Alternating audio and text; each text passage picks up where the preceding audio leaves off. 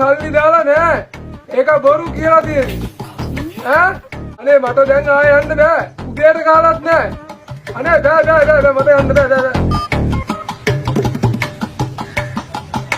ඔය සිගරට් එකක් බොලත් ඉතකන සල්ලි වලින් ගන්න මෙන්න ගෙනාවා පොඩි එකාගේ විනෝදේ.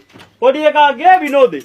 සුබ දවසක් බස් රථේ ගමන් කරන සියලුම දෙනාට ඉතින් රියදුරු දෑතට බුදු සරණයි කොන්දගේ දෑතට දෙවි පිහිටයි.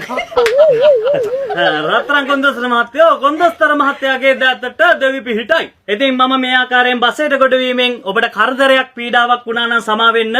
ඉතින් බඩට බත් ඇටයක් උගුරට වතුර පොදක් නොමැතිව ඔබගේ දරුවාගේ විනෝදය උදෙසා මා විසින් හඳුන්වා දෙන මේ මේඩ් ඉන් චයිනා බබු නලවනා බැලුම්. ගත්තොත් රුපියල් 100යි මගෙන් ගත්තොත් 150යි. අයියෝ මොනවද මල්ලි ඔයාලා රුපියල් 50ක් වැඩිනේ. මම බැලුවේත් මොකෝ පරක්කෝ කියලා.